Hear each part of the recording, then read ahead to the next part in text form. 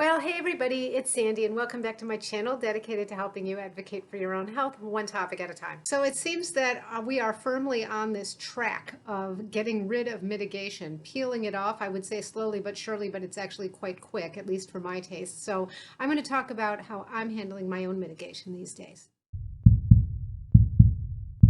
Yeah, so first of all, I just want to say thank you and welcome to all of you, those of you who are new subscribers and those of you who've been with me for a while. I just crossed the 4,500 subscriber mark, and every single one is important. It's not really about the numbers, but it's just always nice to see some growth in the channel. So I just really want to thank those of you who have helped me with that along the way. If you find my content helpful and you haven't subscribed yet, I really hope you'll consider subscribing, and please share the content with anybody that you think might find it helpful.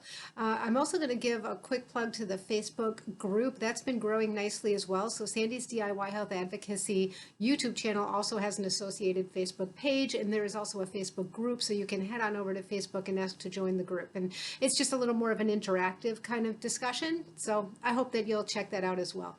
Yeah, so I guess we are firmly on this track and just getting rid of mitigation as fast as we can. So a lot of masks are coming off. I suppose a lot of the data does support that, in that there's a lot of immunity in this population now, both from infection, from vaccination, or both. But for me, I guess I'm just not completely comfortable. I'm going to have to do this in baby steps a little bit, and I am starting to, but I'm not going to go maskless, at least not indoors for quite some time. I don't see that. So I'm going to talk today about like what masks I'm using and what kinds of settings and things like that. But I just want to give a quick mention that I did a video a while back about how, as we started to peel off mitigation the last time, the world becomes a much more dangerous place for people around us who are immune compromised. And that was always the case in flu season or anything else, but I just feel like if there's one good thing that could have come out of this pandemic, it would be a raised awareness about people who are immune suppressed or immune compromised. And my feeling is it's like not asking that much of those of us in society to like always, like maybe forever, wear masks in grocery stores or movie theaters or things like that. I don't see that getting any traction at all. I don't really hear anybody talking like that. But I just personally wish that, as strange and specific as that is, I wish that that concept had gotten some traction. I'm personally going to just go about my life with more awareness about that in mind, which is kind of what I've been doing anyway. This whole pandemic really opened my eyes to what it must be like to be somebody who's like had an organ transplant or something like that. So that's maybe the one caveat I see about mitigation, and it's something that I'm a little bit sad about for people who are struggling with those issues, because as the rest of us peel away mitigation, the world becomes like relatively more dangerous for people who are immune suppressed. So I recognize that I'm going to be somewhat at the mercy of people around me, and I will probably continue to avoid very crowded type situations. I don't see myself going to indoor restaurants for quite some time. First of all, there's plenty of opportunities to dine outdoors, and it's perfectly pleasant, if not more so. I just think that's about as dangerous as it gets, where everybody has to have their masks off and everybody's sort of together.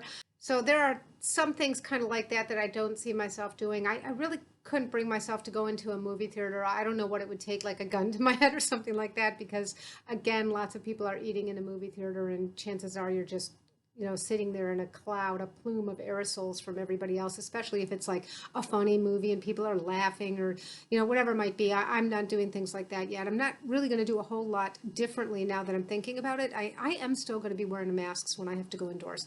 So my go-to mask, if I'm in a more risky setting, or if like I have to go to the doctor's office or something like that, is I'm using a combination of the Ready mask with just a plain old surgical mask over it. So why am I layering that? I'm not layering it in terms of helping with the filtration, because the Ready mask is an N95. So I did a video review on that a while back. I'm going to link it right here. For those of you who aren't aware of what Ready mask is, it is an adhesive N95 where there's a soft silicone adhesive that attaches it.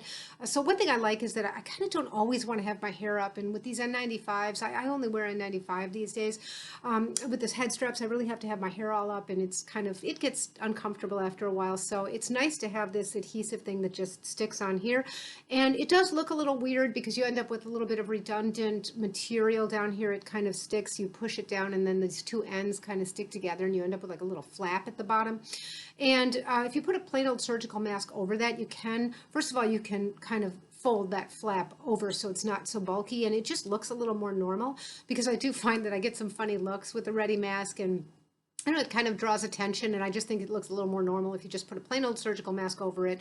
Arguably, that will also keep the outside of your ready mask a little bit cleaner. Some people do reuse them and say they get a good seal. I think if you're going to reuse it, you do have to be careful and do a fit check. They're very easy to check because since there's a silicone adhesive along the outside, you feel like a coolness if there's any leak when you exhale. So you know exactly where and if you're exhaling any kind of leak. I don't tend to wear those more than once, and they're not ideal for certain situations. Obviously, you couldn't really have this thing on for 8 hours without like having something to drink. You'd have to take it off or partially off, maybe get a straw up through there and then get it sealed again. But I do think it's like the perfect thing for something like a doctor's visit or some kind of a setting that you feel is, maybe higher risk, where you are going to be in a room with people. You can't control how other people are wearing their masks or not, right? And I think that if it's a setting where you're not going to expect to have to be eating or drinking anyway, it's just the perfect item.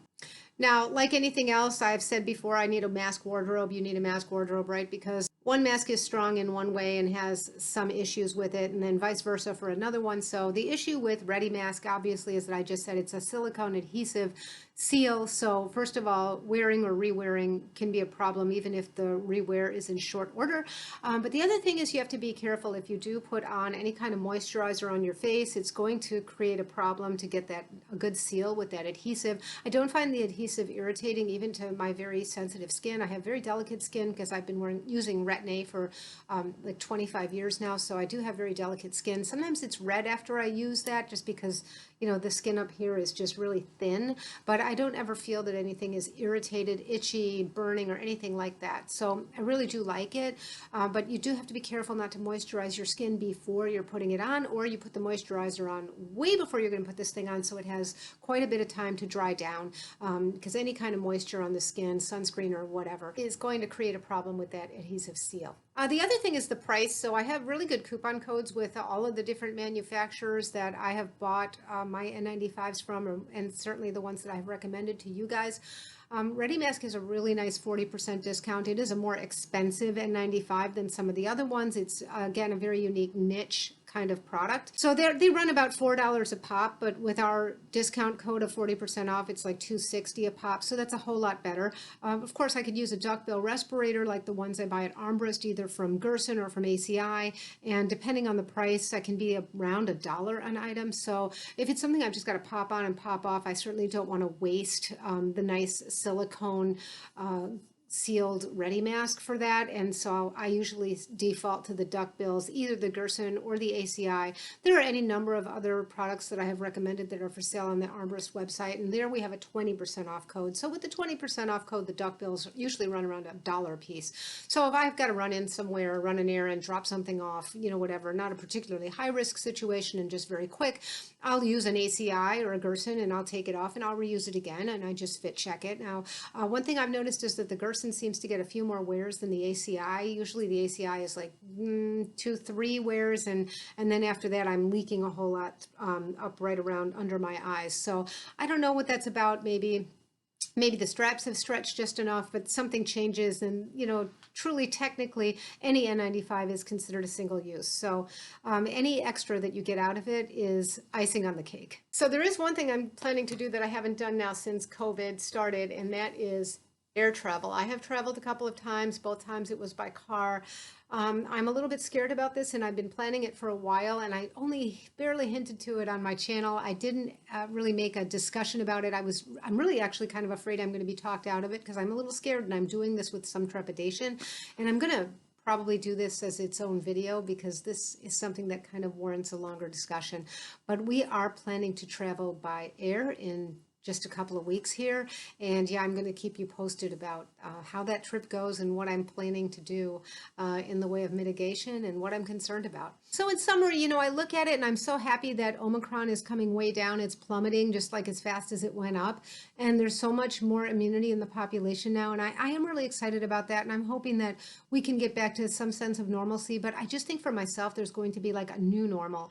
And I really think this kind of depends on where you live. Ironically and unfortunately, the places that have like really high vaccination rates that are really COVID conscious are also the places that have a lot more mitigation that's required.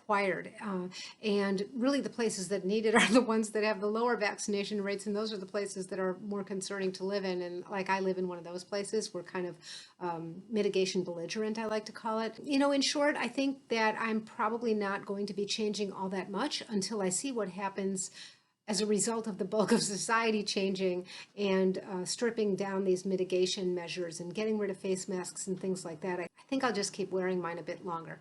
So I am looking forward to getting out and doing other things. I'm looking forward to, as much as I'm scared and I've got some trepidation about traveling, especially by air, I'm kind of looking forward to working through that fear, if that makes any sense. I'm going to talk about that in a separate conversation. So let me know what you guys are doing and how you feel about the mitigation kind of going away and what's maybe unique in your area. And until next time, be well. Bye-bye.